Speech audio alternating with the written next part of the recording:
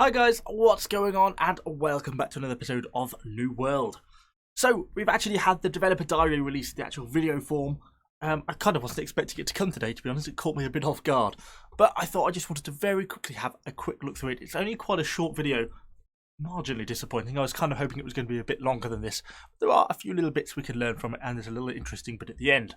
So yeah, I just thought we'd dive onto the video, just have a little bit of a look at it and talk over some of the kind of interesting points. So let's get started and see what they have to say for themselves.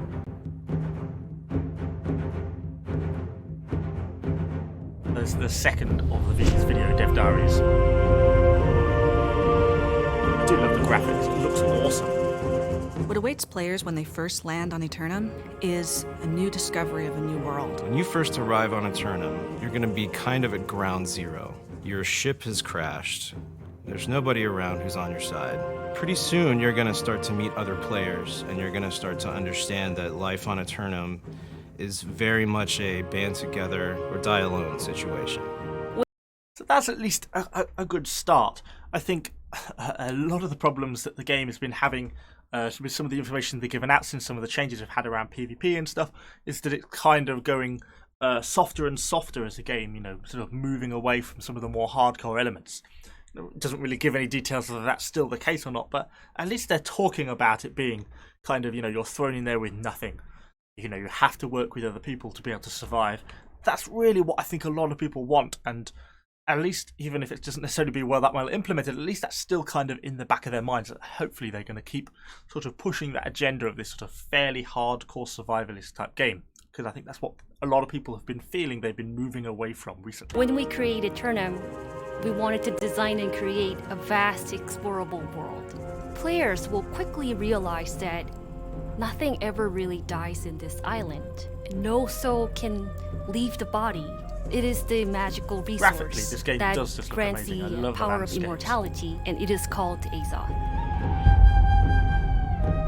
One of the things that makes Eternum very dangerous is that there's a bunch of different factions there, and each one has their own objectives and desires, and they conflict with each other, but more importantly, these are going they to be create big conflicts all the with different player in a NPC dangerous factions, way. I think they're talking Alongside the corrupt, rather than the 3-player factions we kind of learnt about in the newsletter we got a few days ago, which we did a different video on. So these are more the different NPC factions and the different enemies you're going to come across in the world. there's 3 other major enemy groups that exist.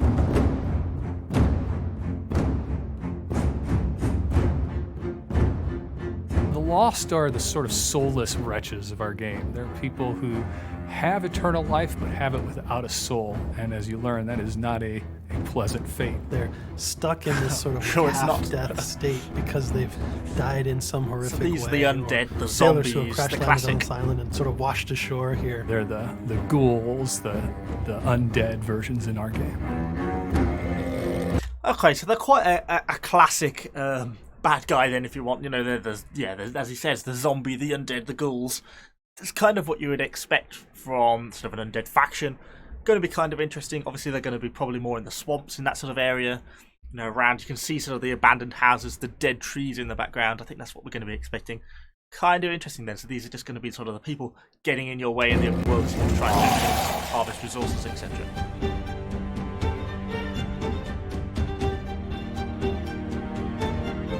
The Angry Earth is the pure, natural power of the island, fighting back against the people who have come to corrupt it. It's almost like the island's defense system, and it will do whatever it can to expel these invaders. Nature is trying to imitate the form of humans or animals they see.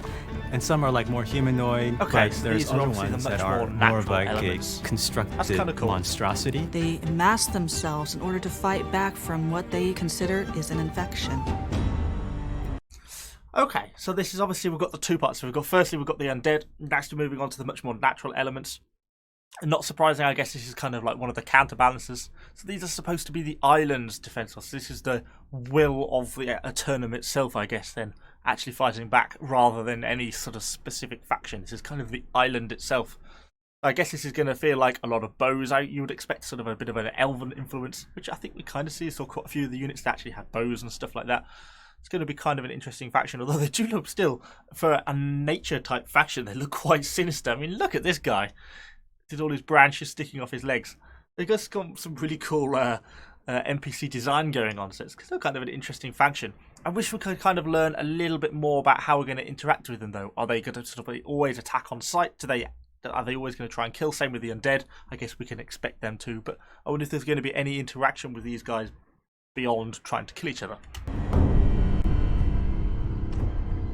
One of the civilizations that existed on Eternum were known as the Ancients, and they had harnessed the power of Azoth. For the Ancients, they used it to power their technologies, and you'll see tributes to their society throughout the world. Something happened to the Ancients, and no one knows the ancient culture that used to live here.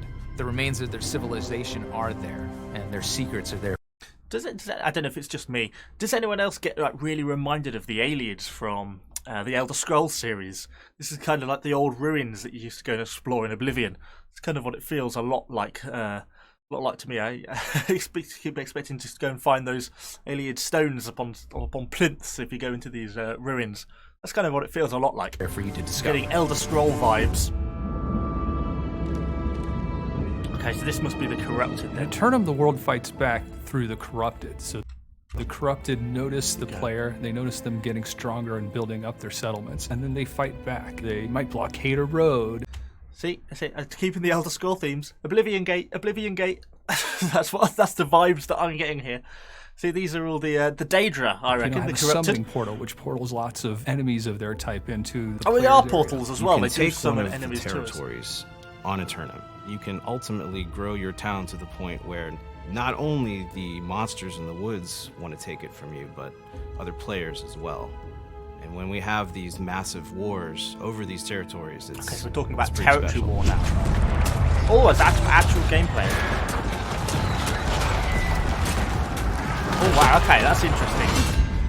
Okay, let's just hop back to that bit of gameplay then, because that's the first sort of real thing we've seen, actually gameplay-wise, in terms of territory war.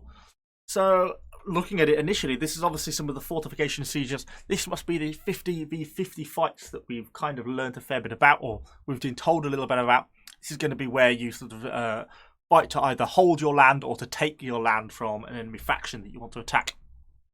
Looks like there's some capturable points here. Looks like this edge here on this side must be part of a gateway. So it looks like these guys managed to breach in and are then trying to take this central point from the defenders. This must be the actual fortification you can kind of see around it. Yeah, because you can see it here. Look, here's the gateway. I guess they first have to capture like this outside point, and then they've got to break down the gate or get up the walls and capture probably this inner capture point here. But it's looking like the defenders are actually, shooting back with siege weaponry, or maybe they're just firing with muskets. But it looks like there's actually a reasonable amount of defences. There's towers and everything on the fort. So it's kind of cool to see that there might actually be a reasonable amount of sort of actual siege elements to this. Although I can't see... Oh, look, there's a cannonball on the left of the screen. I just noticed. How did I not see that? So there's obviously siege weapons for the defenders. I've not seen anything so far in the way of battering rams or siege towers, anything for the attackers. Or maybe that's not an option. And then again, here we've got this capture point in the middle. Yeah, so I reckon that the attackers have got to breach the gates and basically capture the central flag, which I guess the defenders are opposing. We don't know if the attackers get to respawn or the defenders, or if it's a sort of a one-life deal and once you're out, you're dead. But that was cool to actually see some combat there in the very end of the gameplay. That's the sort of a first little glimpse I've really seen of any of the sort of combat, particularly the factional war stuff from the devs so far. So that's really kind of cool to see that. It looks interesting that at least there's going to be some decent looking sort of siege fights at the end there. Anyway, that's really all I've got for you today. It's actually just a short one because I just wanted to have a quick look at this developer diary. Hopefully we're going to get some more gameplay stuff soon. Now, I know they've mentioned over on Twitter that they are now taking sign-ups for the closed alpha. I'll try and remember to put a link down below so you can actually go and find that yourselves. But, I really recommend that you go and check that out because it'd be really cool if you could get into the alpha. I've not got in myself, so I don't know, but I'd love to be able to get into the alpha and actually try this out. Of course, do subscribe to the channel for lots more New World content. Hopefully, I think the pace of content is going to start picking up more and more now. We really are only a couple of months away from sort of our expected release. So, yeah, it's certainly time to sort of get down and start to get into this game. And hopefully it won't be too long before we hit that closed beta and we can actually all start playing if we've got a pre-order pack. So, yeah, thanks for watching, guys. Hopefully you enjoyed the video. If you did, let me know what you think in the comments down below. And, of course, I shall see you guys all on the next video.